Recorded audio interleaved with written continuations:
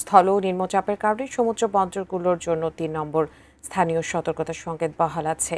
কক্সবাজার সৈকত সংলগ্ন সমুদ্র উত্তাল। উপকূলের সর্বশেষ পরিস্থিতি নিয়ে যুক্ত হচ্ছেন কক্সবাজার প্রতিনিধি অর্পণ বড়ুয়া। সাগরে একটি নিম্নচাপের আমরা দেখতে পাচ্ছি কালকে থেকে বেশ, এর জন্য বৈরী আবহাওয়া চলছে। ৩ নম্বর সতর্কতার সংকেত দেওয়া হয়েছে এবং পার্বত্য জেলায় একটা ভূমিধসের আশঙ্কাও কিন্তু করছেন। সব মিলিয়ে কি অবস্থা দেখছেন?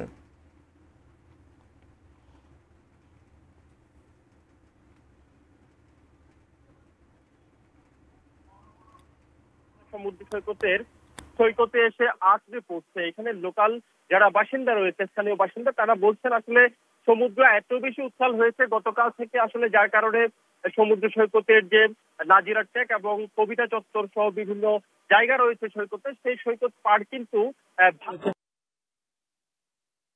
এত বেশি উত্তাল হয়েছে গতকাল যাচ্ছে জোয়ারের পানির প্রভাবে।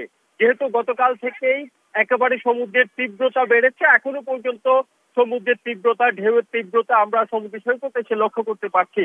যার কারণে সমুদ্র সৈকতের আশেপাশের যারা বাসিন্দা রয়েছে বা যারা পর্যটক আছেন, যারা বিভিন্ন জায়গা থেকে কক্সবাজারে বেড়াতে আসছেন, তারাও কিন্তু সমুদ্রের ভয়াবহতা দেখে তারা নিয়মিতই আটকে উঠছেন বা আতঙ্কিত হয়ে পড়ছেন। কক্সবাজার আবহাওয়া অফিস আমাদেরকে জানিয়েছে ৩ নম্বর সতর্কতা সংকেত এই মুহূর্তে বহাল রয়েছে। পাশাপাশি গত ৩ ঘন্টায় কক্সবাজারে যে আবহাওয়া অফিসের যে তথ্য, সেটি হচ্ছে ১১ মিলিমিটার বৃষ্টিপাত হয়েছে।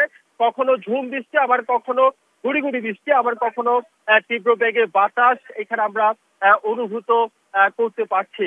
এই হচ্ছে কক্সবাজার সমুদ্র সৈকতের বা কক্সবাজার সমুদ্র বন্দরের সবশেষ পরিস্থিতি। উৎপা।